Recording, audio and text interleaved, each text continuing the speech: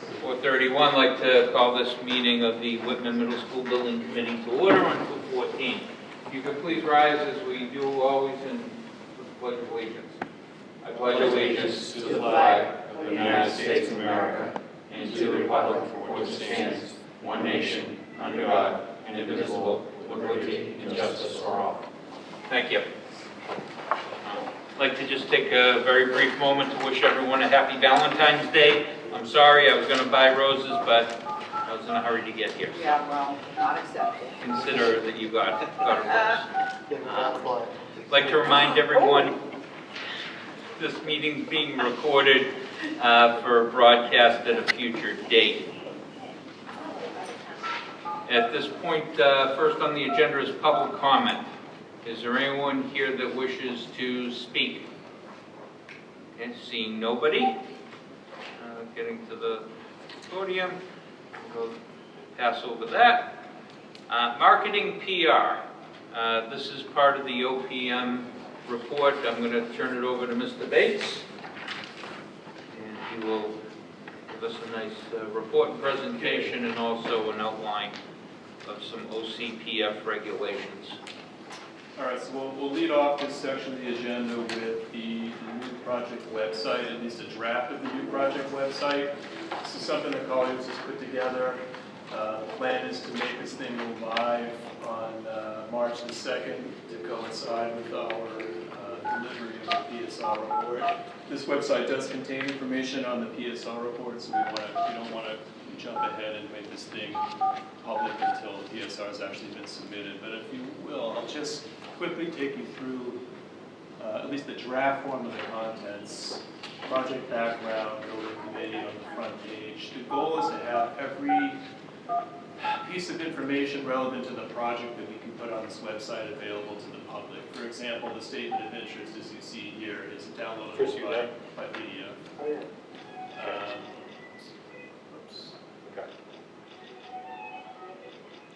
Building with the MSBA, it's important that we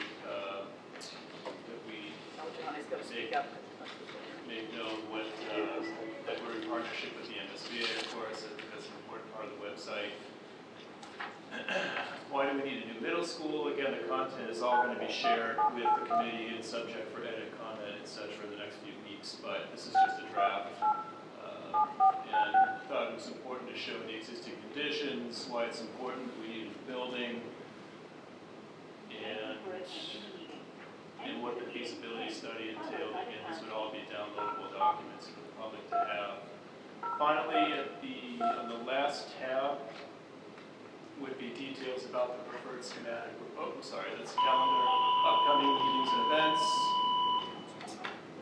community forum presentations. Again, trying to make every bit of information available for download, and this is a work in progress. School committee meeting minutes, as an example, would be something that would be available on the site. So the aim would be to make this a link onto the district webpage for starters. That's a known entity, so that would be a place that people would go to and access this link, and then we could distribute this URL to any places in the public, people in the public that you think would be it would be beneficial to share with. So that is the draft of the website that I want to share with you. If there's any questions, comments now, I'm more than happy to take them. Yes? I would think that if we could make a formal request to the town of Whitman for a link on their front web page, to this, that would be great. I don't know that we need to make any formal request to the school district.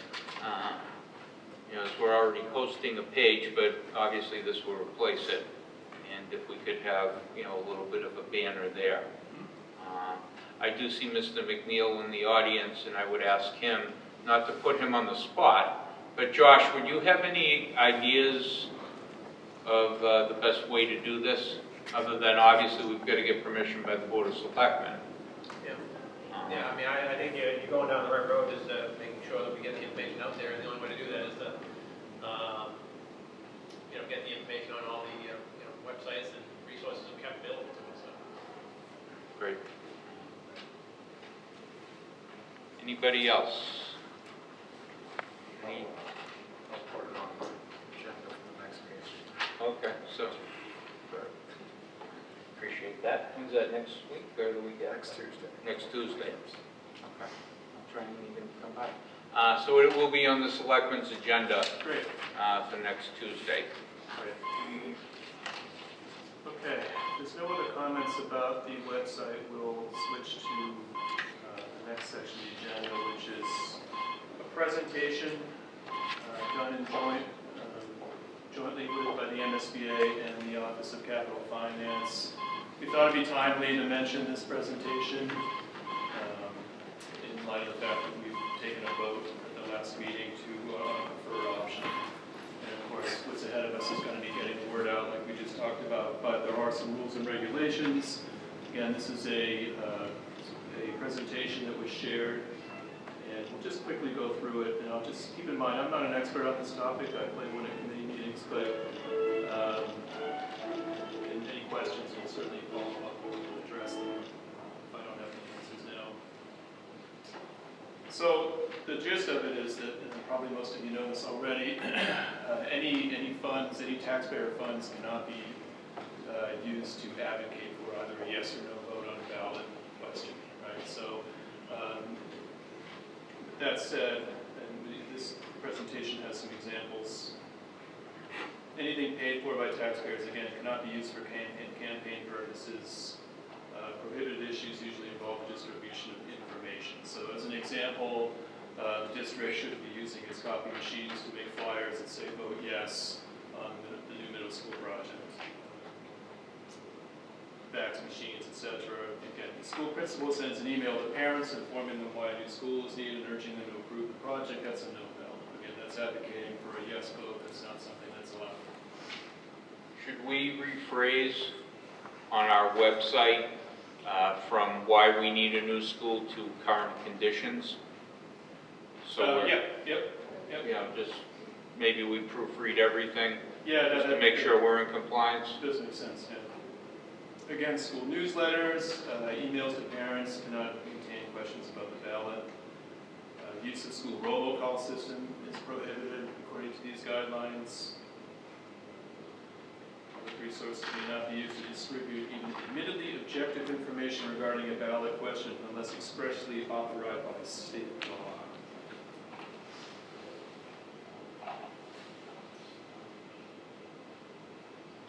There's that state law.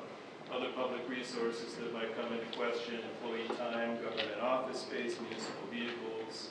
You can't hang a sign on the side of your district vehicle saying vote yes. Town meeting, if you're dealing with the issue of town meeting between election, contact us if you have in writing. Okay, that's noted. What's permitted? Public employee and public officials may contribute the ballot question in committees. Public employees may hold signs on their own time, so you can't have an opinion as a public employee. You just have to keep it to yourself while you're working in your own time. You can do employees, public officials, employees may take a ballot position on a ballot question.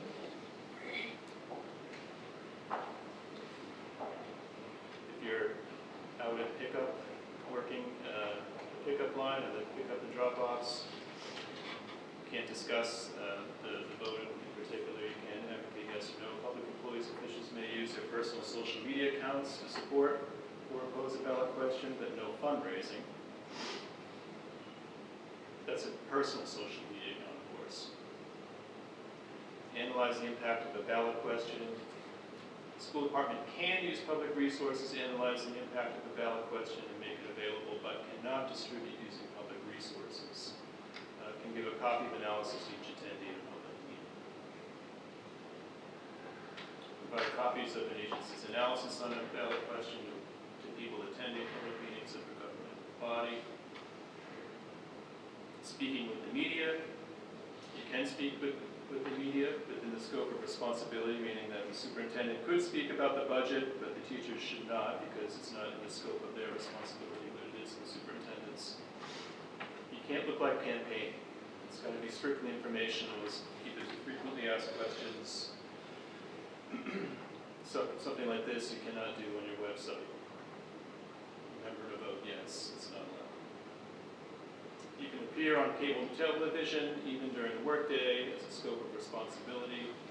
But again, that would be just talking about the facts of the project. You can't share your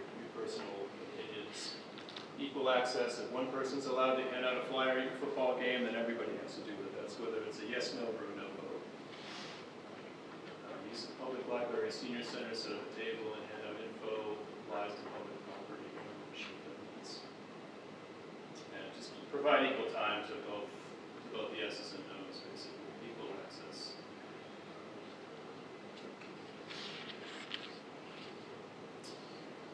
Ballot question committee is 2 or more people who raise money to promote a ballot question. Use PTO money so long as it was not raised specifically for the ballot question. Set up a ballot question committee with the OCPF. And that concludes that presentation. And again, that's up for share and download on the Google Drive, so it's available at your disposal. Questions on that? Again, I'm not an expert. I'm just kind of relaying the presentation as I had seen it.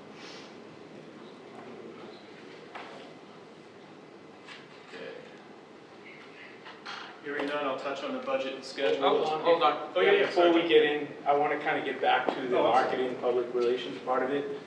It's something that I brought up in the working group the other day. I think it's important, we've made a decision to go forward here. And I think in order to make this happen, we're going to have to up our game big time.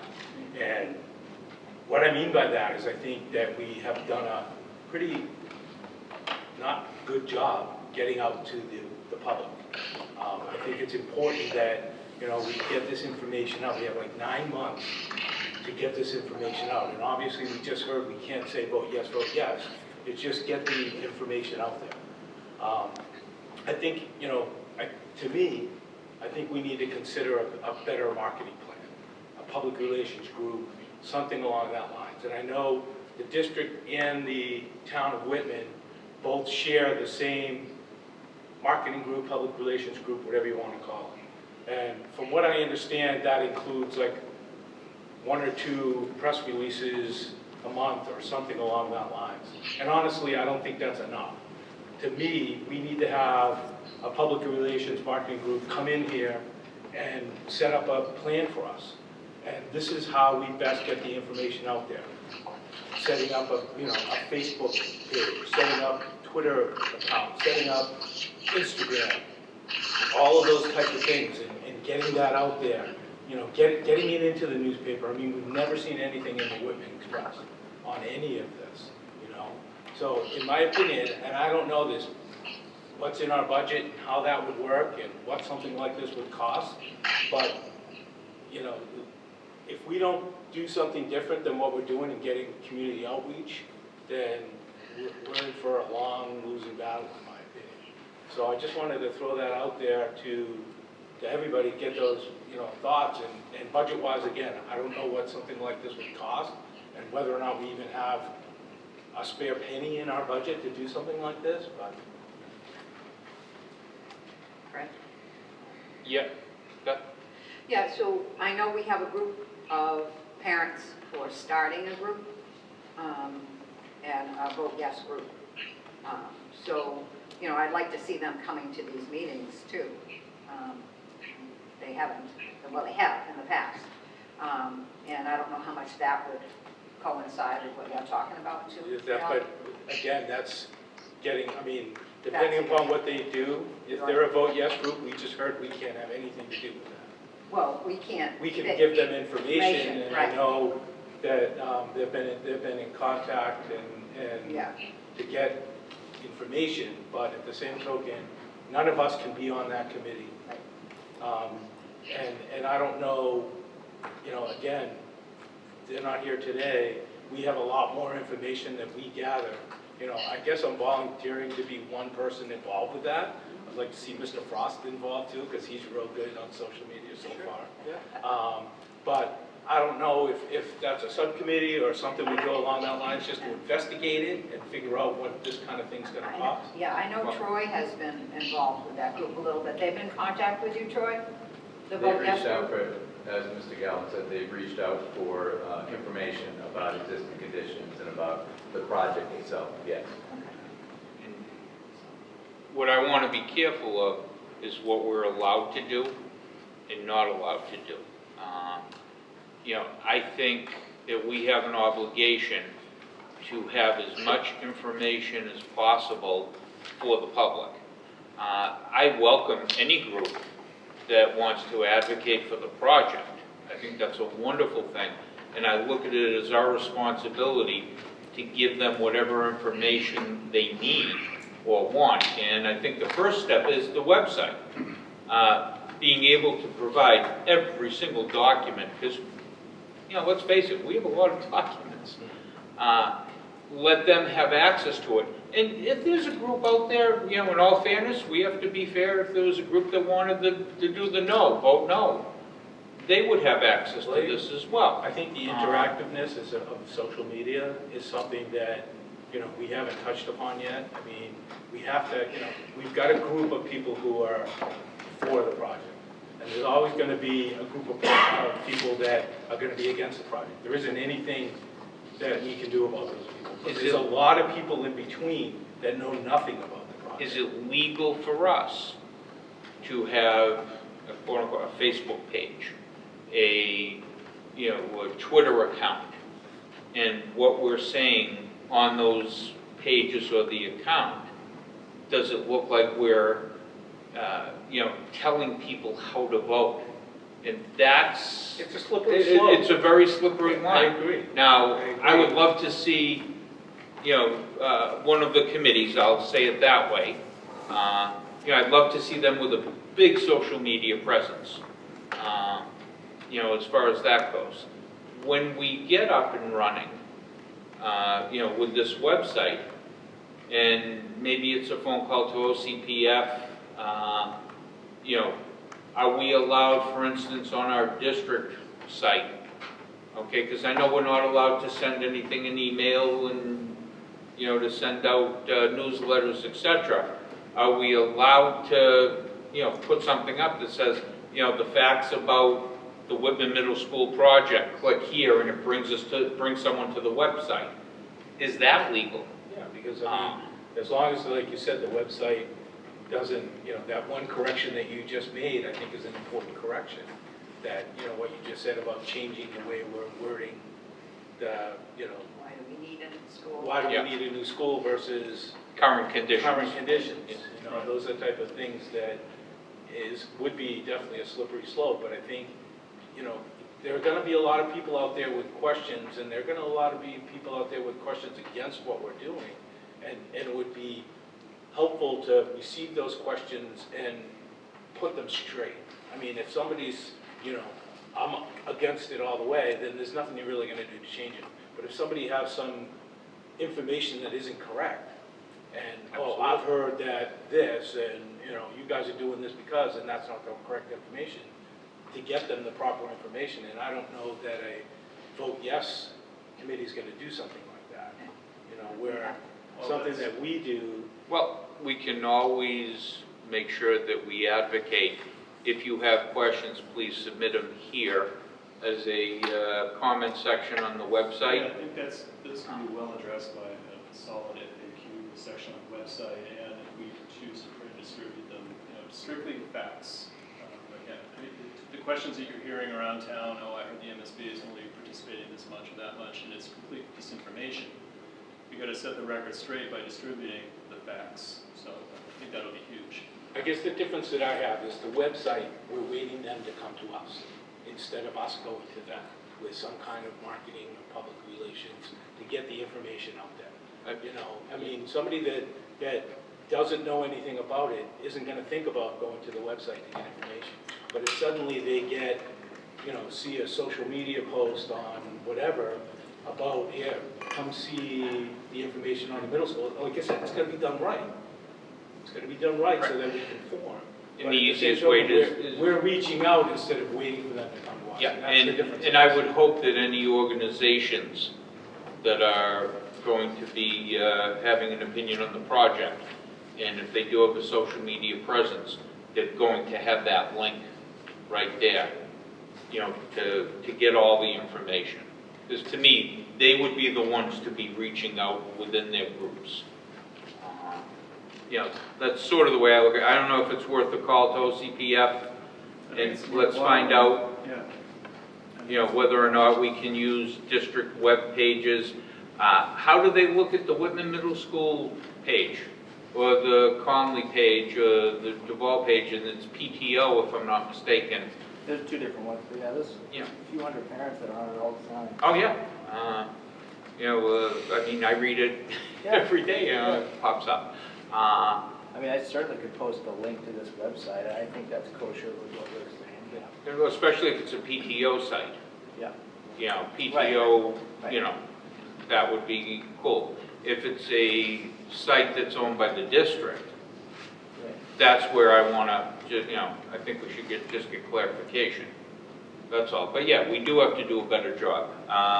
I will say that, you know, I'm hopeful that the Express will be publishing some articles, you know, on our committee and what we're doing. Well, we can also submit information to them Well- to be, that's kind of my point of Well- having a group that specializes in public relations to get not only out to the Express, but, you know, out to maybe the Yeah. Enterprise Well, and stuff like that. For instance, the Express gives an educational page, a page for education, every week. It's sometimes principally speaking, I think you've had an article through there. Yeah. There are times where those articles go unfilled. I believe that if we do our own and submit it, we can get that published. And again, it would be just the facts. These consultants here can help add content, provide content. Yep. Oh, we would ask you to write it so we could put our name on it and plagiarize it, but, I'm only joking. No, we'd be relying heavily. Right. And the other nice thing is, you know, for more information, and then maybe we can have a free QR code, sorry, Julie, you know, included in the bottom of the article that people can go and click on their phone and get more information. You know, at the same time, they'll bring them right to this website. So I guess I want to ask the committee's permission for maybe me and Mr. Frost to reach out to the districts and the town's public relations company to get to do some fishing, so to speak. What might it cost? What could you do for us? Just to get an idea. It's not going to cost us anything at this point. No. Just to get an idea what they might be able to do for us give us a marketing plan or a public relations plan. I mean, for us to try to figure it out on our own, I think I'm good at a lot of things. Marketing is not one of them. You know, so, I mean, to me, that's an important step in having. I think that that would be a worthwhile thing to investigate. Just to investigate. On the same parallel, even if we do it as a conference call, let's get OCPF on the phone and let's make sure that we can do that. Can this committee hire a public relations firm? Okay, we can control the content to make sure the content's going to be facts and only facts and not persuading, but can we do that with the funds that are Right, basically public funds? Yeah, so Sean, just get back to me and Brandon and we'll. And if you guys want to start and find out, you know, what things would cost, Yeah, just get an idea. I think that would be. I have a feeling it's going to be beyond our means, but it's worth a shot. Well, I mean, it's a very short project. We're only talking 7 months worth of, you know, worth of a project. I don't know that it'd be all that crazy, and we can supply them a lot of content. You know, so they would just be quote unquote placing. Anybody else? Any other questions? Fred, I have a question. Okay, go ahead, Mr. Scriven. Yeah, sorry, I probably missed most of the beginning of what was discussed, but my question is, I'm hearing all this talk about public relations and disseminating information and all that. I seem to remember that when we were choosing between these firms, this was one of the things that they specialized in, so I'm curious to know what's changed. Did you hear that, Mr. Bates? That we specialize in public relations. What's changed? I cannot hear Can you John come up here, Bates. John? Yeah. You mind? I don't know that anything's changed. I mean, this is what we're doing here with the website and what we're doing in providing content for any meeting, any publication locally. We put together a schedule of proposed community events. What else? just trying to think what else, anything that you, town wants us to do or be at, we will be at. It's an evolving process. I think that the website is a good example. It's something that we put together, and it will continue to be developed and evolve as is needed. But you know, whatever, if you have input, ideas on what we could do differently, we'll absolutely address them. And that's my answer to that. Right. So John's idea about reaching out to a public relations firm is outside of their scope? Is that what I'm understanding? That's correct. And I did do a little bit of research within other projects. Mostly what I found is it is groups of individuals forming, and for lack of a better sentence here, a vote yes committee, that they drive the bus, so to speak, in the outreach. Well, legally they have to. Right. We can't go out with signs and cars and say vote yes on the, but again, factual information, we will provide you with as much as we can. And we'll be at any event, any public meeting, any town meeting, we'll be there.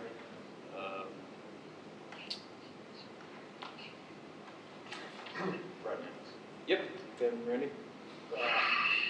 I know on the town side, so we do have the firm, it's JP Guilfoyle, okay.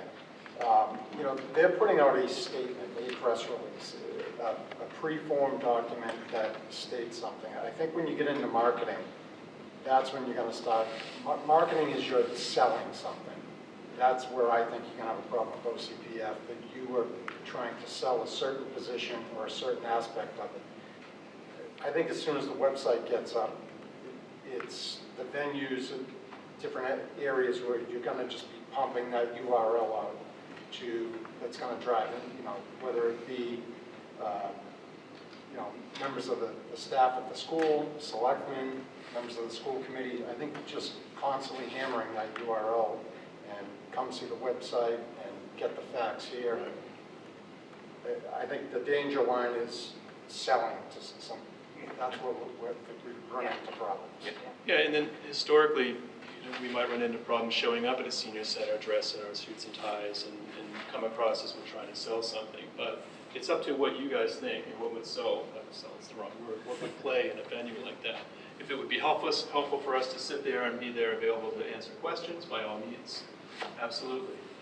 But you tell us where to go and what you think is appropriate, and we'll be there. And I think that's the important thing, to make sure that every resident that we can reach will feel they are either informed or they have the opportunity to be informed. I think that's what we need to be cognizant of and make sure. You know, if we're going to be asking them to spend money, and they need to know what it's for. Can't ask them to spend money. Or we can personally. You know, well, by nature of the project, it would be. Yeah, it we would can change. each have a sign on our lawn if we want. We can have a sign on our lawn. Because We can hold the sign. That we can. But it, you know, it is a very, as Mr. Lamontina just noted, Slippery slope. Yeah. You know, but to find out how much a marketing firm, you know, would want to have a little campaign to quote unquote get the word out. Get the word out. I don't think that's a bad thing. Did you have your hand up, Josh? Yeah, I was going to say, to John's credit, I think obviously he's on the right page. I think the smart thing to do is coming over here so that way Mrs. the smart thing to do Scriven can get is to get the information out there. But we just got to be careful on that fine line as to what's legal and what's not. You know, I think certainly engaging more with the community is certainly something that needs to be done. But again, at what level can you go before you go over the top and cause a problem? Yeah. You know, there's a multitude of resources out there. Social media is certainly one of them. Some people will argue and say that social media is not enough, but there's several thousand people out there you're going to hit like that as soon as you hit post. So I just think that's definitely something that needs to be looked at, and certainly we're willing to help and do whatever we can to make it successful. But again, you know, we obviously can't do some of the stuff being paid, obviously working during the day or whatnot, but you just got to get to the right, right people and share all the facts, and keep continuously engaging with people, because posting a link up there is really not going to do much. I mean, you're going to get the website, but most people are not going to hit a website, so Well, it's all on the phone. and I'd like to see us do Google Analytics of some sort to see how many hits, the website is getting. Gives you a rough idea of where the hits are coming from as well. I mean, I haven't played with that for a few years, but it's a plethora of information. So that's something we can monitor and discuss too, as a way of knowing how effective we're being. Troy, did you have a? Can you come to the? Got it. I'm just trying to accommodate here. Just one thing to add on to everybody, what everybody has said, is that part of the process through schematic design will be, as the design evolves, to be a lot of information produced. Renderings, interior renderings, exterior renderings of the proposed project, rendered site plans, building floor plans, even going back into the existing building and taking short videos, 10 seconds, 15 seconds, 20 seconds, that's potentially narrated, that can be streamed up on social media, on Instagram or whatever the account is, that provides factual information about the project. And so we're going to support the process significantly with graphics and with project information. So that's going to be part of the key, is not only getting out there, but getting out, producing information and graphics and detailed information about schematic design and the project itself.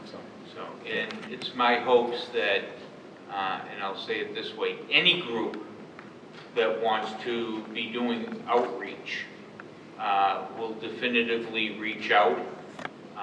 They can reach out to you directly, I believe. Probably John best, Bates. Yeah, as the project's owner's representative, John would be the guy. So they can reach out to Mr. Bates at your, do you want us to give you your phone number or your office number? You can hit me on that little chat bubble down at the bottom of the website. Oh, okay, yeah. Once the website comes live.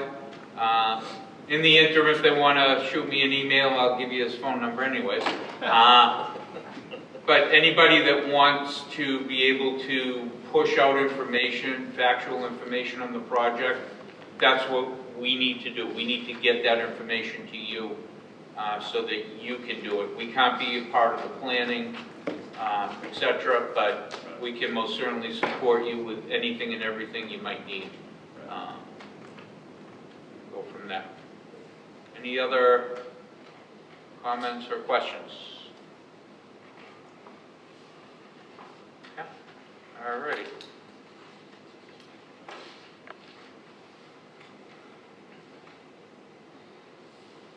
OPM report, budget schedule. Yeah, so budget schedule, I'll just tell the committee that we continue to be on track in terms of what we call our burn rate, our invoices versus our budget. We had 3 invoices at a flat rate of $32,780, I believe, which is right on track to get us through the end of the year and through the schematic design phase of the project. Colliers, you'll notice the last few months, our invoicing has dropped down to about the $4,000 to $5,000 range, which is typical of this phase of feasibility. You'll see our activity probably tick up a bit as we get into schematic design, especially during the later months of the summer, where we'll be getting another cost estimator on board that's going to be doing an estimate on our behalf, on your behalf, and we'll be developing the Form 3011 as a result of the reconciled cost estimates produced between our estimator and Andrew's estimator. So again, you'll see an uptick in our activity towards the middle to later part of the year. But overall, we continue to be on budget and on schedule, on track. Assuming everyone has had an opportunity to look at and read the invoices in their packet, I would entertain a motion to approve these invoices as presented. Second? Okay, Randy first, Beth second, and we do need to do this roll call. Brandon? Yes. Yes. Crystal? Yes. Yes. Yes. Chris? Chris Gervin? Yes. Yes? Yes. Yes. Yes. Yes.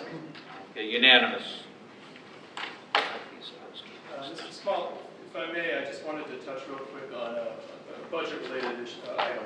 Okay. It's something that had come up, I know, at the last meeting, and I think it would just be good to give the committee a glimpse of what was talked about. A lot of questions have come up about the MSBA's effective reimbursement rate and what that actually is.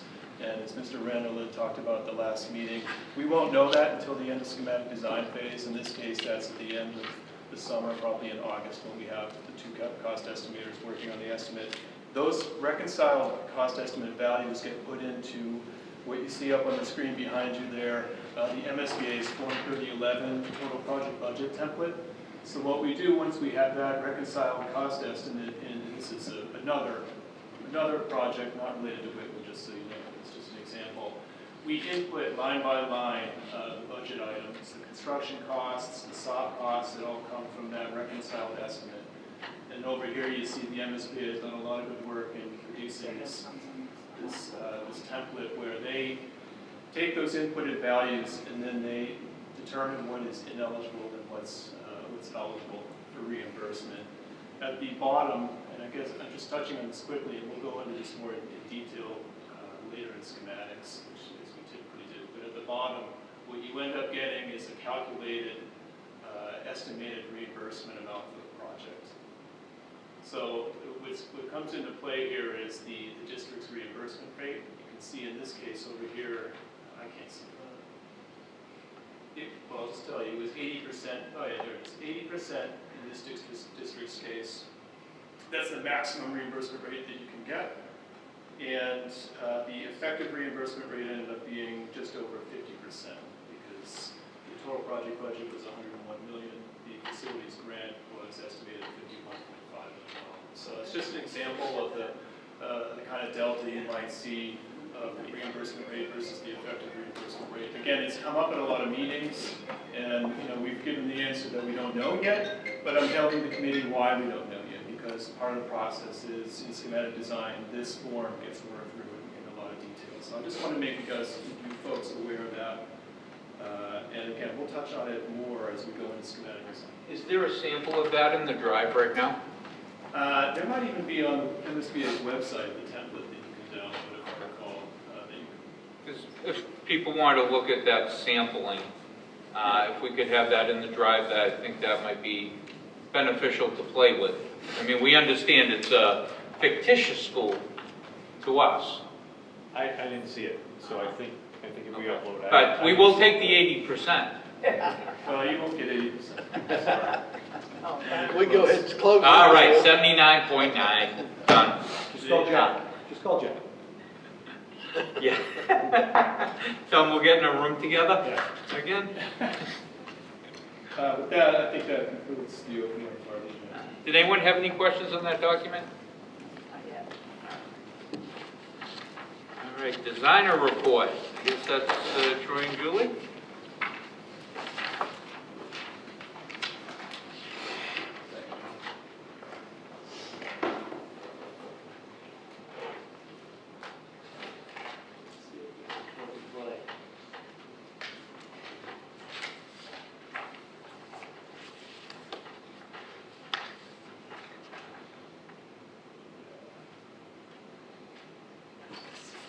Excellent.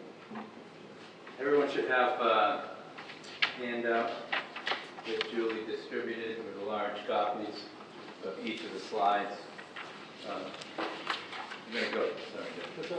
I don't mind. We're going to go through these slides. You can see the agenda. We're going to go through the overall schedule, PSR activities and milestones, the summary of the preferred option, the vote language for PSR to the MSBA, similar language as PDP, and then the next steps.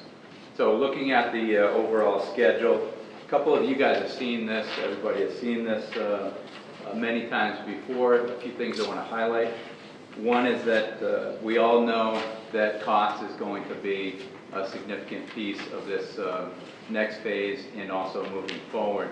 As we've noted in the past, cost estimating and being cognizant of value engineering through the process, being proactive with value engineering is a really critical piece of the puzzle. And so when we move through schematic design and the other phases, we're going to be talking about and presenting to you various components of value engineering. It could be, at the beginning, could be related to structural steel, floor-to-floor heights, the adjacencies of spaces, the volumes of spaces, window to wall ratio. Things like that, from a big picture standpoint, are important as we move through and get more detailed in the design. We'll bring things such as interior finishes, floor finishes, ceiling finishes, mechanical systems, all of those components that make up, I mean, every part of the project makes up cost, but we would never get to the end game if we brought every single decision. But the major components will certainly talk about value engineering and move through the process through DD. If the project is voted to move forward, design development, 60% CDs as well as 90% CDs. So just wanted to highlight that because we certainly understand the importance of value engineering and being proactive about it, and have on many past projects as we move through the design process. The second, just to clarify, so when we approved a project, it was based upon a snapshot or a picture. sure. Once the pencils get sharpened, there is the possibility, like with this building with the bricks, I know we changed the brick structure, or the ornateness of the bricks. So it is possible that we can find different ways to save money and drive costs down. That's the ultimate goal, making sure it's the best project at the most economical price. I mean, ultimately, that's the goal. Yeah. The second thing I want to point out is related to the end of schematic design. And you can see the red arrow and the red vertical bar that says debt exclusion vote in town meeting.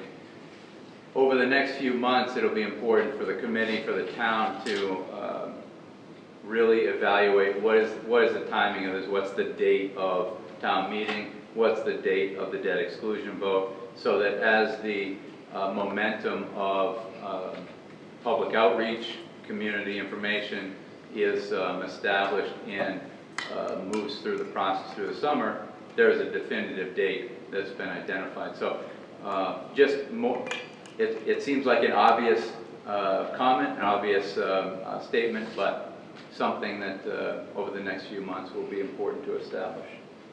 Can you tell us when you would identify for the town meeting in November? Can we project that out at this time?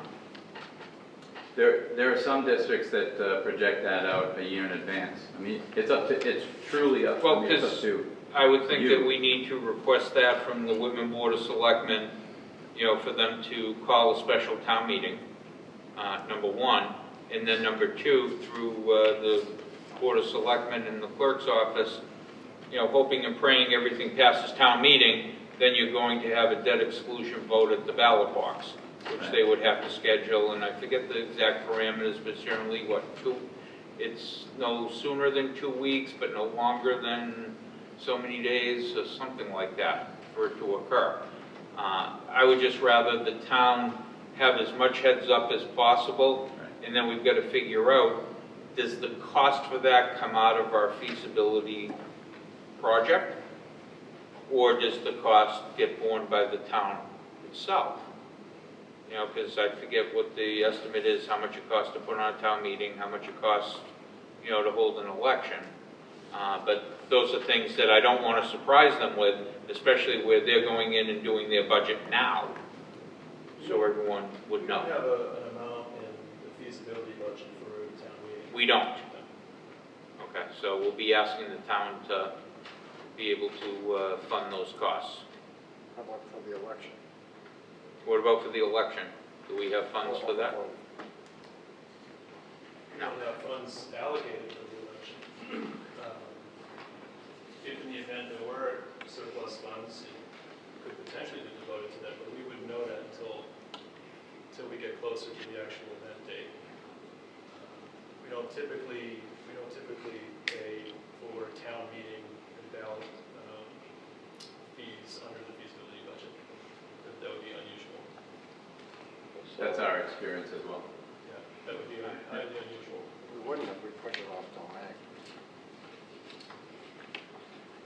Unfortunately, the town typically does not have a fall town meeting special or really any fall voting. It's just kind of backwards. We're typically May for, the first week of May for our town meetings, and then 2 weeks after that, we have our ballot votes. So I will run that by the town administrator the next meeting and talk about that a bit.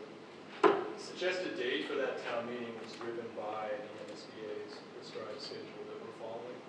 So, from the start date of the project, when we hire the OPM, we hire the designer, we track it out from there. So it lands on that November date. We're not trying to be difficult in imposing this on the town by any means, but in order to keep on track, that's where that timeline kind of lands us.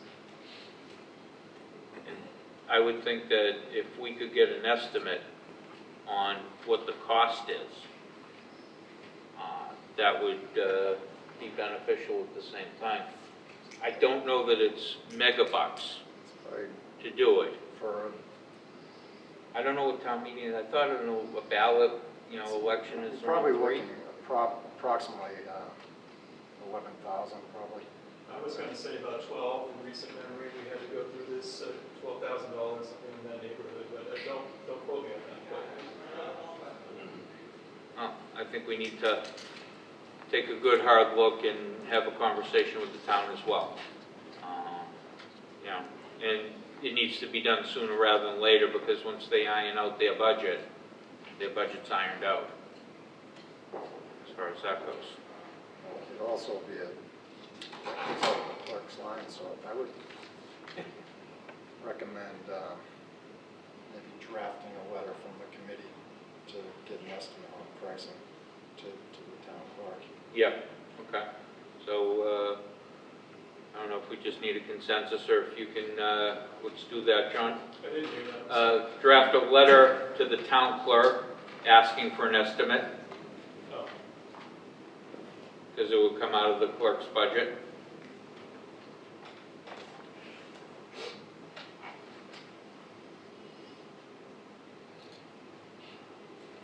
Should we go? Yeah. Thank you.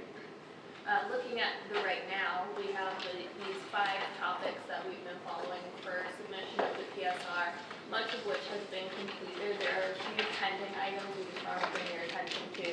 One being the final educational program, which is dependent upon tomorrow night's school committee meeting. Will be in attendance, and it will be discussed, finalized. Then we'll be able to implement that into our preferred schematic report with approval from the school committee. Related to that is the grade configuration topic as well, so that's also pending. We did put work in conjunction with the district on finalizing that educational program to reflect the determination of the preferred option made by the building committee at the previous meeting. And so all of that has been finalized and will be approved or not tomorrow night. The other 3 areas, we've had a light lift with the existing conditions. It's a lot of just confirming the information from the PDP report and making sure that there isn't anything new that could derail the project. So that's a relatively small portion of the PSR. And then you've been following the preferred options, the alternative options, and now we finally have that direction. We will have in March, the MSBA requires this facility assessment subcommittee presentation, and that's something that the designers, the OPM, and the superintendent will attend. And it's filling the MSBA in essentially on what the preferred option is. So it's a short presentation that just sort of centers around some of the design opportunities with that and how the solution is coinciding with the educational program. And then Before we move ahead, I'm sorry. I wanted to get back to the updated educational program, because that's something I had a question on yesterday morning.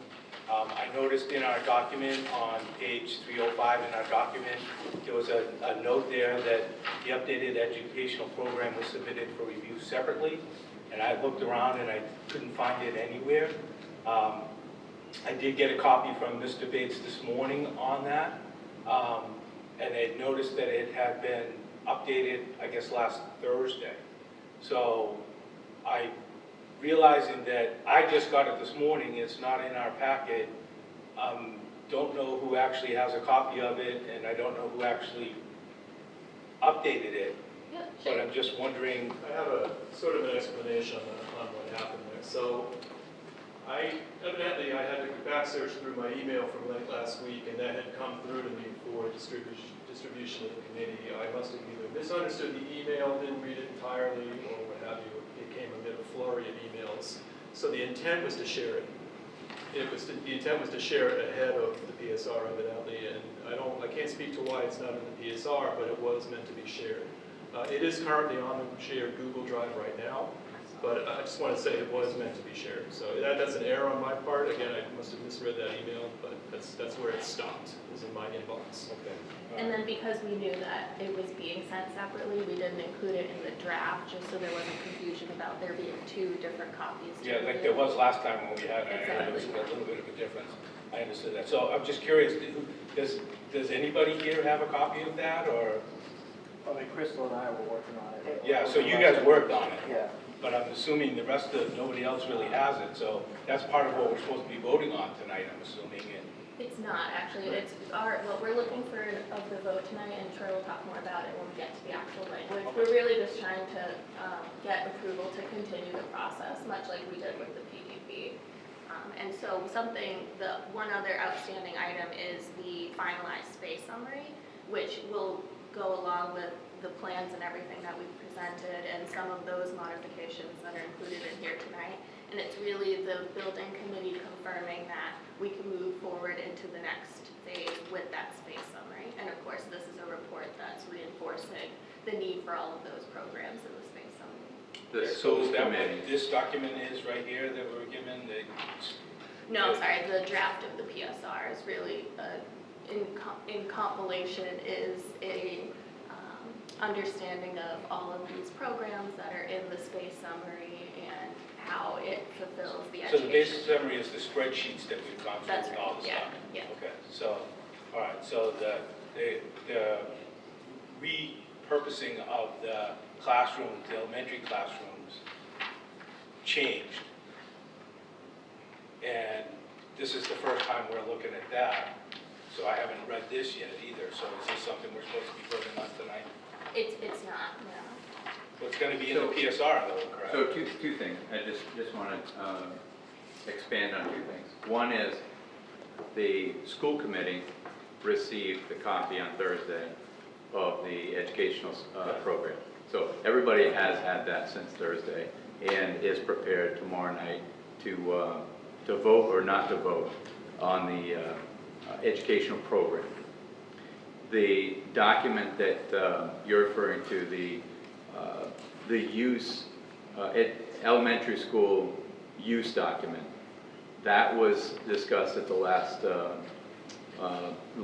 working group meeting, and which you were part of that discussion. But what's in the PSR is not really what we discussed about, at least what was in the PSR that we received, because it included a lot of details about pre-K, which I thought we were taking out. We have, and then we got an since email that yesterday that it was taken out. Sure. But we never saw, and I'm assuming that that's what this is, the new information on what the reuse is. That has been updated. That's right, yeah. That has been updated. If your questioning is you need more time to review that document, you certainly can have as much time as you need.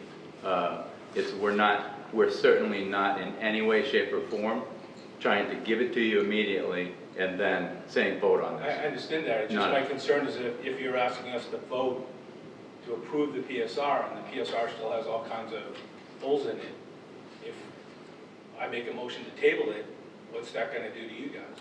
Well, I just want to clarify what you mean by there's all kinds of holes in it, because it's a really comprehensive, complete document. I understand. There are documents that are. You saw the email that I sent yesterday regarding the questions that I had. At the end, there's a bunch of stuff with the OPM that's not in there. The very last pages, I had questions on the educational plan, which is 56 pages, which wasn't in there.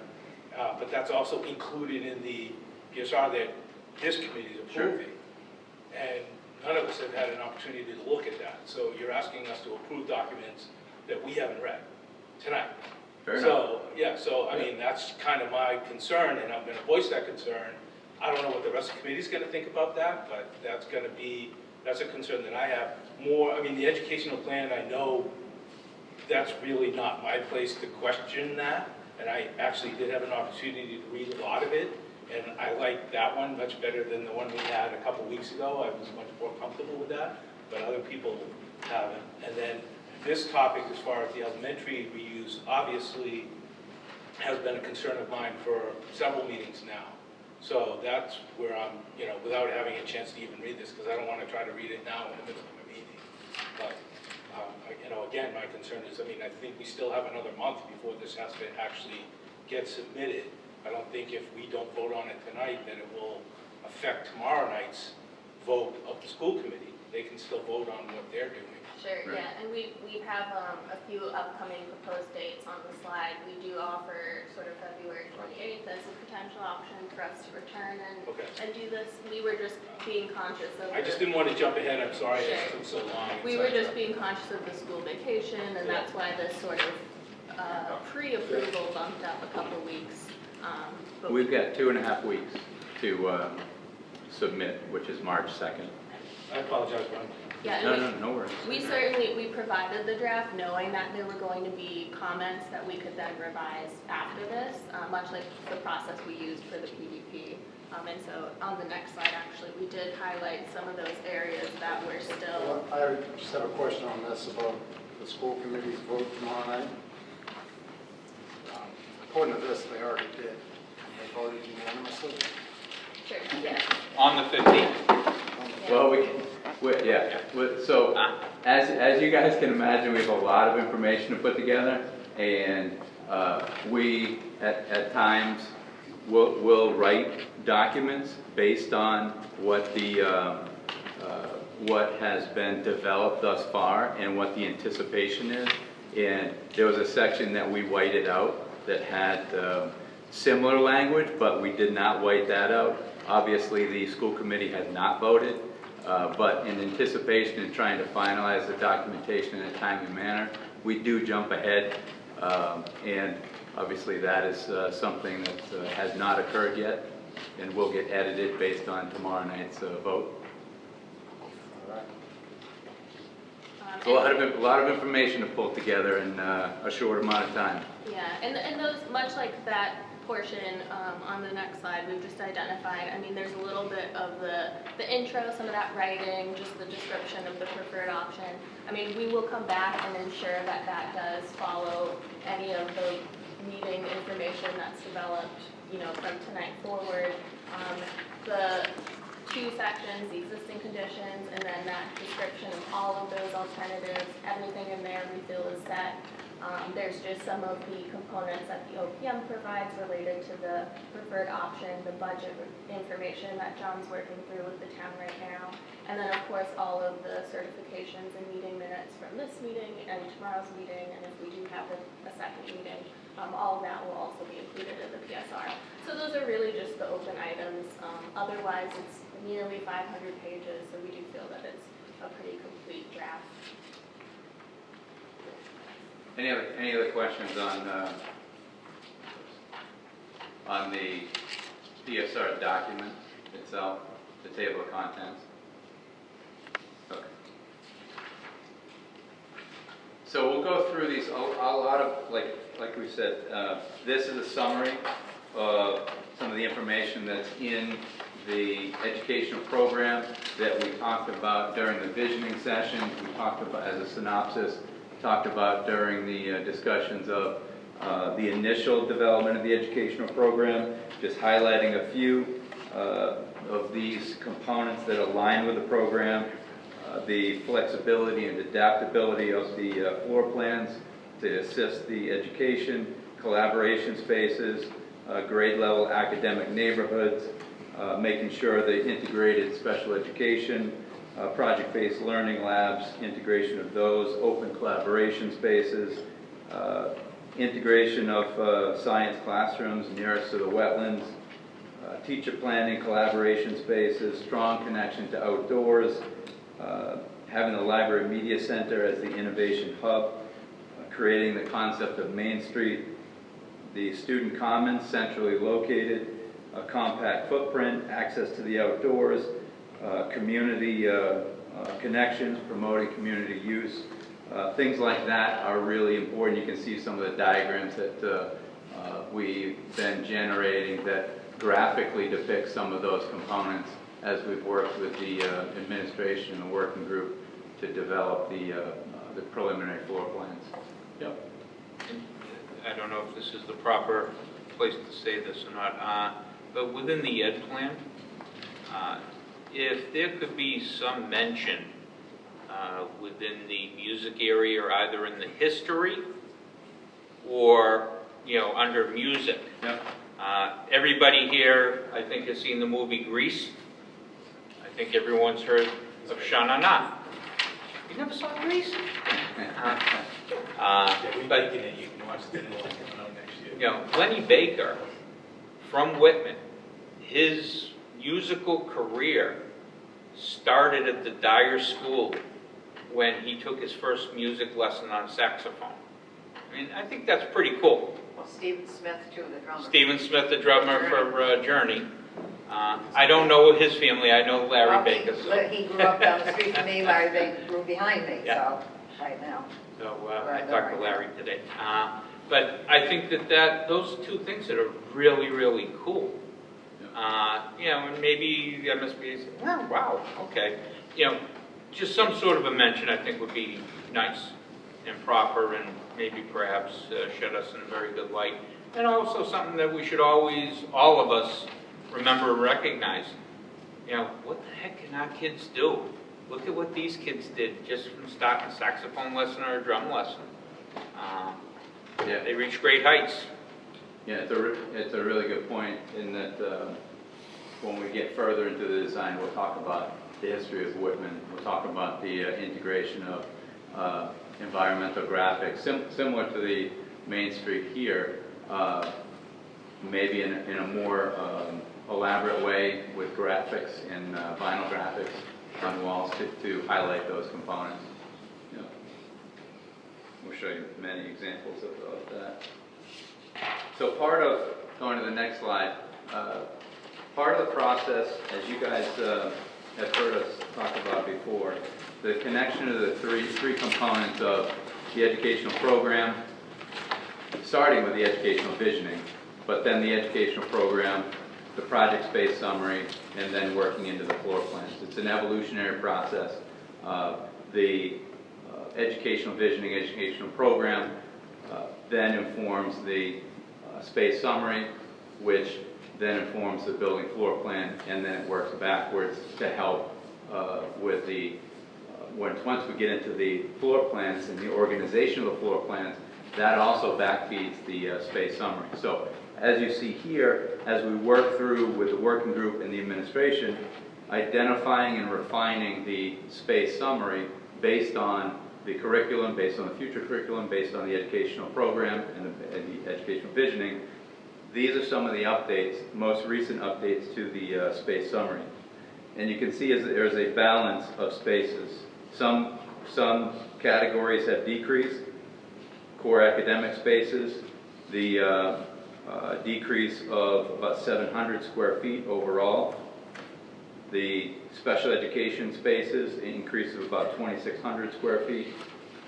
And then we move, and with some of those specifically, we're talking about TLC rooms, we're talking about calming spaces, self-contained classrooms, and ASD classrooms as well, with the intervention classrooms on the final part of this slide.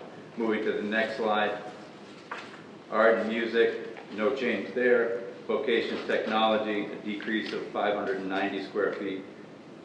Health and PE, 550 square foot decrease there. And then an increase of about 520 square feet for other, which is specifically related to outdoor storage, toilet changing rooms, as well as town basketball storage or town storage within the PE and gymnasium space. In total, it was a net increase of about 1,965 square feet. That's including the grossing factor. And this will, and part of the next phase, schematic design, as we get further into the development of floor plans, there will continue to be revisions to the space summary.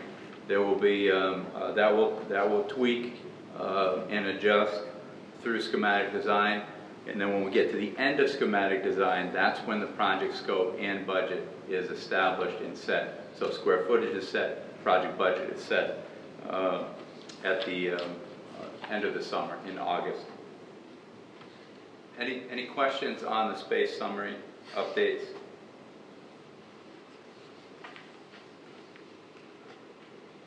Moving on with preliminary PSR cost estimates. This is just identifying the highlighted and approved preferred option, the 5 through 8 option at the, which is 9B, 5 through 8 with auditorium, 3-story option, 127.5 million as the comparative cost between all the others.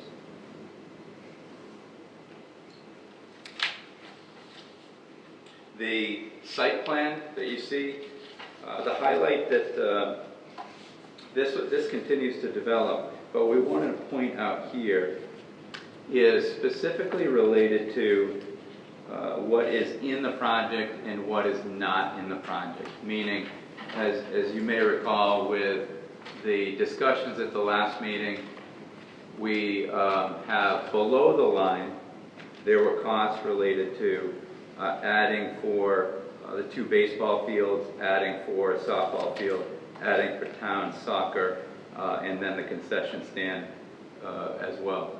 Just a note on the concession stand, in the base contract, we have $30,000 as an allowance to move the existing concession building. So that's room utilities, hooking up new utilities, et cetera, et cetera. So that is in the base contract. Is that enough? That's the allowance at this point, based on what we know so far. That's the allowance of the utilities, and so that could be 20,000, it could be 40,000. You know, it's at this point. It's in there. There's something in there. That's my only point. Is that there's something in there for use and movement of the existing.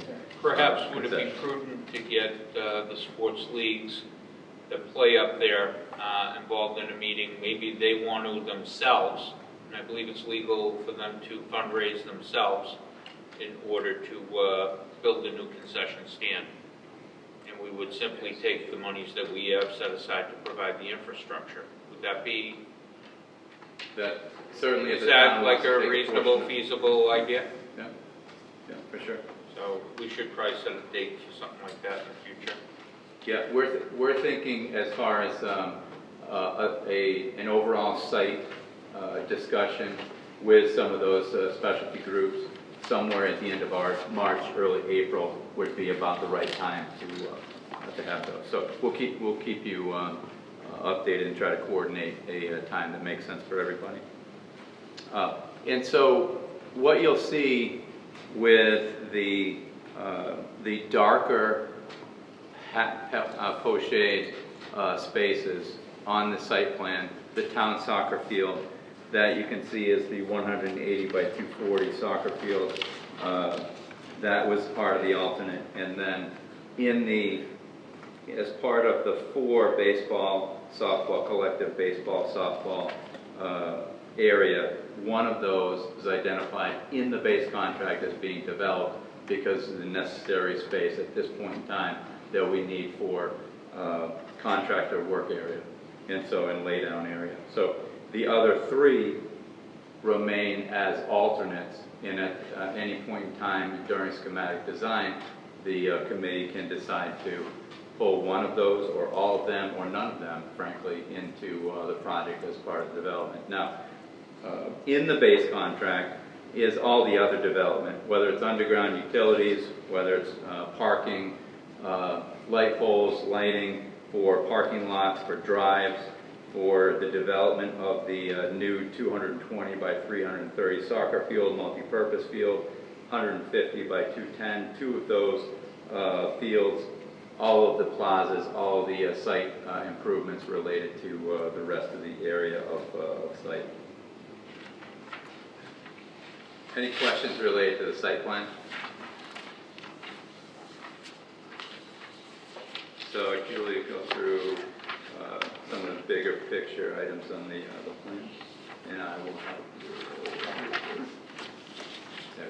Sure, so this is the option 9B floor plans. We've presented these over and over with some modifications in detail, but really the overall concepts have remained the same. And what we're showing here is just identifying some of those opportunities that we have described in the educational program and where those could exist in the building. And so we've provided some precedent project images. We're not saying that the building would look like those other projects, but it does share some of those potential opportunities that those projects have. Some being this access to the outdoors, outdoor classrooms right off of the academic wing, the outdoor courtyard. So just always maintaining those connections to the outdoors. That was a theme that was constantly coming up in the visioning sessions. Even having this, putting some academic areas right on the corners of the building, just so there's that display of what's happening within and or this opportunity to move in and out of the building to be able to get some of that daylighting during the day. I noticed in the educational plan they talked about the music room and the band room, but then they also talked about 2 other kind of like private practice rooms. Are those 2 little rooms cut into the music room? Yeah. They are, yeah. So the space summary does account for there's 2 ensemble rooms, and so we typically will include those as part of the music program, and those offer the ability to just have a student or a small group working in a music group. Some of those program spaces, of course, are still moving within the plan, as they will, during schematic design. We'll keep refining the location of the program and the form of the building itself. We do have some programming meetings with the middle school staff coming up in March, and so that'll just give us further insight into, what makes the most sense for this space to be next to this space, just to really make the building the most functional as possible. Something we will be looking at as well is to maximize the use of the corridors, and so really capitalizing on that grossing factor. How much can you make the corridors themselves useful? And so offering kind of these nooks or these outlet spaces from the classrooms within the academic wings, so that it's an added space for teachers to use, students to go to, without actually, I guess, informing that in the space summary, if that makes sense. So you're kind of getting double duty for the plan and the program and just maximizing the use of space there. And we're also locating a lot of those shared spaces on the 2nd floor still, just so that it's central to all 4 grade levels, with the 3rd floor having the bulk of the classrooms. And that still provides just this overlapping of educational space, a lot of opportunity for students within those common areas to be able to see into spaces and really put the learning on display and be inspired, but also being able to see outdoors still and just gain a lot of that transparency, natural daylight, and just this overall feeling of the community. An aspect of the PSR is we have to provide points on how is this preferred option utilizing sustainability. exemplifying sustainability, and so we've just identified here in this aerial form using the site plan some of those opportunities that we're already taking into account. So we talked at the beginning, that site analysis about why we're orienting the building a certain way, and that of course has the greatest energy efficiency to it. There are opportunities on the site for maybe the addition of some alternative energy, renewable energy. Those will be something, Troy mentioned, sort of those add alternates versus the base bid. That's something that we're accounting for that will go into a lot greater detail in the next 1 or 2 building committee meetings. And so we can understand better what the committee's goals are sustainably. And of course, just being able to control a lot of the drainage that we know is an issue on site, reducing the amount of paving, the heat island effect. And so we've taken all of those things into consideration, and that's also included in the PSR. So if the committee votes tonight or votes in 2 weeks, I know it hasn't been determined if there is a meeting in 2 weeks, but the language similar to PDP with the PSR, preferred schematic report, the vote would be to approve and authorize the owner's project manager to submit the feasibility study preferred schematic report, PSR, to the MSBA for their consideration. And you can see, likewise on the next slide, the February meetings, where you can see the 14 vote tonight or vote on the 28th, and then tomorrow night endorsing the preferred option and educational program for the school committee. And upcoming dates in March, we've got the PSR submission on the 2nd, and then a community forum just thereafter on the 6th. And with that, Mr. Chairman, I'll turn it over to you. All right, thank you. So we reach a point where we need to either approve the submission or to table it until we have a complete PSR that is one document intact with no blank pages. I would entertain a motion for either. If I'd like to make the motion to table the vote for the next time. Okay, I have a motion to table. Do I have a second? I'll second.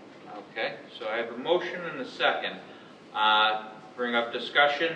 Does anybody have any questions before I? Are we meeting on the 28th Yeah, that's regardless? I would say no, but we would come back on the 28th. We would meet. There would be a very short agenda. I'm sure if there was something else that came up, we would put it on there, but it would be a very quick meeting to be able to approve the PSR as completed by, I would say, sometime the week of the 21st or 22nd. I would think that you would have a completed PSR to us. We would also encourage if any member of the committee has a comment or a revision that they wanted to share with us, that they could let us know via email or something, just so we can incorporate that before the 21st Okay, as well. and that way there we would have a complete document giving everybody ample time to be able to read through it, look at it, make sure they're comfortable with it, and then we would just vote that one document in its entirety as presented. Right now, I don't know the... Yes, Chris? It's impossible for me to hear everyone talking, so this may have been answered already, but is there any impact to the process that we must not take this vote tonight, even with the school committee vote pending tomorrow night? And it's my interpretation that the school committee would be voting on the educational program and the grade configuration, not the submission itself. That's what this committee would be doing. So it should not have any impact, I wouldn't think. And Chris, if we meet on the 28th, the school committee is meeting on the 1st as well, prior to the submission. So if there's any question tomorrow, we can answer those on the 1st as well. Thank you. And the document is due March 2nd, so providing it's the document that we have and everything is perfect and all you have to do is hit send, we would be timely, so to speak. They school made votes on it. Yeah, so, Jeff, do you have anything? Nope, I was just Anybody else? I think that, if we're voting on something, that we vote on something that's a complete document, and that way there, it is what we're voting on, period. So at this point, I'll move to the vote. Roll call vote. Brandon? To table it? Yes. To table No. it. Crystal? No. No. Yes. Yes. Yes. Yes. Yes. No. Yes. Okay, so Chris? 1, 2. Oh, Oh, Chris. Chris, I'm sorry. Yes. Yes, okay. So let me go 1, 2, 3, 4, 5, 6, Yes. 7. Okay, so we have 7 yes, You right? counted me, right? Yeah, so 2, 3, 4, 5, 6, 7 yes, and 4 no. So the motion carries to table it. We will schedule the meeting for the 28th, and as the earlier you can get the complete document to us, the better. For sure. Yeah, we'll know even tomorrow night, depending on the vote of the school committee. I will ask the stupid question, and I know it's probably a stupid question, but would anyone prefer to meet at some point next week? I know it's school vacation, and I know people aren't here. No. So I just figured I'd ask. No. Okay. All right. So we will schedule It's good. 28th at 4:30. 4:28, 4:30, and based on that, we will determine future meeting dates from there. And it'll be a short agenda. Anybody else have anything they wish to add or bring up before we move on to the next? Okay, building vacancy, or building committee vacancies. We have a request from the FinCom to fill one vacancy that we have, and they have requested that Kathleen Otina be the person to fill that vacancy. Josh McNeil had reached out to me well over a year ago, inquiring about getting on the committee should we have an opening. And we also, I believe, still have Lincoln as a placeholder on the committee, which we can address right now as well. The first order that I would like to have a motion is to appoint Mary Beth Carter, who will be the new Whitman Town Administrator, to our committee in place of Lincoln Heineman. Motion. Okay, so motion, second. Okay, we do need to do a roll call vote. Is there any discussion? Yeah. I would just make Mary Beth Carter any date after February 21st, just that's our official start. Okay, so as of the 21st, she'll be joining, providing we have a affirmative vote. Brandon? Yes. Crystal? Yes. Yes. Yes. Yes. Yes. Yes. Yes. Yes. Yes. Chris? Yes. Okay, unanimous. Okay, so that. Now I'm going to turn this to the committee for their pleasure, as we have 2 people looking to fill one vacancy. And we have a couple of different ways of doing this. One, we can eliminate the open position completely, in which case 2 people leave unhappy. We can appoint one of the 2 folks that are here, in which one person leaves unhappy, or we can expand the committee by 1 more and appoint both folks. And I will leave this open to the committee right now for discussion, because this is truly at your leisure. Jeff? So just for the committee to know, Mr. Anderson, Rick Anderson, Chair of the FinCom, made a formal request to Chris Howard to talk about this at school committee regarding replacing Mr. Galvin and Mr. Cadero of the Finance Committee to this building committee. When I originally put together the document for MSBA. Mr. Galvin was on Finance Committee, and Mr. Cadero was on Finance Committee. And after discussion of the school committee, it made the recommendation to place Ms. Otina, the school committee made the recommendation to the building committee to place Ms. Otina in replacement of that, to balance out or let someone on the finance committee.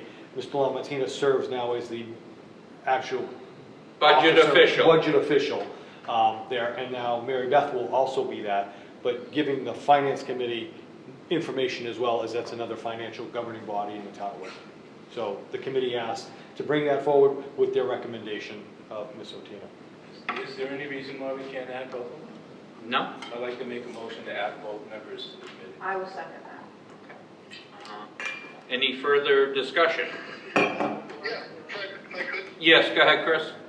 Yeah, I certainly wouldn't object to adding both to the committee, but I'm just curious, I think it was at our last school committee meeting, you were concerned about expanding the size of the committee. I'm curious to know what's changed. Nothing has changed. And as I also said, I will let it be up to the will of the committee. Well, right, So this is the will of the committee. Both being added, you certainly didn't express your concern about expanding the committee tonight. I didn't feel it was relevant as we were discussing. And we didn't get into a discussion portion. We have the motion to add both. You opened up discussion just now, before the motion was made. And I gave the three options that we had. Right, that's what I was wondering about. Yeah. So we have a motion and a second. Is there discussion now?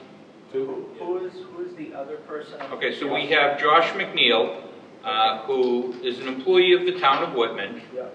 He is in charge of their IT. He is a past employee of the Whitman-Hanson Regional School District in the IT department. Josh brings an excellent skill set, IT related, to this project. And he is also the veteran of other building projects within the town of Whitman. So he has that experience as well. Kathleen brings the FinCom liaison and the ability to go back to the FinCom, etc., as well as being a former school committee member in Milton. I am remiss, I do not know if she was involved in a building project out there. Repairs. Repairs? Repairs. Tell me it was at Tucker. Major repairs. It was at Tucker, actually. It's a small. That's where I grew up. Went to school there. You weren't there at the time. No. You know, so we have two separate skill sets. But my only, as I had mentioned in our school committee meeting, my concern was the size of the committee and that they were raising our quorum. But I do see today even, we have a few members that aren't here, and we still did have a quorum. So that makes me feel a little more comfortable. So I have no objection to either or. However, if we're going to expand, based upon, I would like my district technology person, if we're going to expand, to be in conjunction with Josh, because Tim's a facilities guy, we have a tech guy, we're going to be asking my tech people to be operating in a new building. It would only seem right to have the district represented as well, if we're adding the town IT person, the district IT person as well. Well, I don't think we're adding him as an IT person. We just have adding him as a building committee member who has IT experience. I might disagree. You just said he has the IT experience. And well, he has IT experience. Also a Whitman resident. And a Whitman resident. I would think that when it gets to the design phase, okay, and you're designing IT in the schools, I mean, forgive me if I'm wrong, but as AI3, you're not consulting with a building committee member, you're consulting with the district. Is that correct or incorrect? If the district person is the building committee member, then it's half to one, 6 to 1, half dozen to the other. But even if they're not a building committee member. Whoever is identified as the IT person for the district, that's who we talk with, whether they're a member or not. Right. So, I mean, I think it's... And I think at this point, the district is represented heavily on this committee. Yeah. Josh is a Whitman resident, He's gone through been on building committees before. One of the largest projects to recently pass in Whitman, the police station. He was an integral part of that. He has 2 kids that probably would be some of the first to be in this school. He's in it for the right reasons. He asked almost a year ago. I think we have a motion and a second. Should just call the vote to put both in All place. right, I have the request to move to the vote. Is everybody ready? Okay. Let me get my phone so. Okay. And we'll start your way. Jeff? Yes. Chris? Yes. Yes. Yes. Yes. Yes. Yes. Yes. Yes. Yes. Yes. Okay, so that was unanimous. Both on the committee. Okay. Congratulations, 430s now. Mr. Bates, if you could make arrangements with Jennifer, there is a form that we have to submit to MSBA noting them of the changes. And the only other motion I will ask for is a formal motion to remove Mr. Cordero from this committee. I don't think that has been done yet. That has not been done. But can I, before you make the motion, I have never received anything from David that he's I have not So, either. I have left him messages. verbal. I have emailed him. The only thing I heard was from George Farrow, Yep. said he had a brief conversation with him in line and he just can't make it. Correct. I do understand some of his personal circumstances changed and he's very, very busy and does not have Correct, I time. just wanted to let the committee know, I've never received anything in writing. Yeah, We do but- have a verbal. It is with regret that we remove him because I think he was a valuable member. But I would entertain that motion So moved. and look for a second. Second. Okay, moved and second. Yes. Crystal? Yes. Yes. Yes. Yes. Jeff? Yes. Chris? Yes. Yes. Yes. Yes. Okay, so that was unanimous. Okay. So, Motion to adjourn. I have a motion to adjourn. Do I have a second? All in favor? Yes. Yes. Yes. Oh, roll call. Yes. Yes. Yes. Yes. Yes. Yes. Yes. Yes. Yes. Okay, thank you. Thanks, Chris. See you tomorrow night.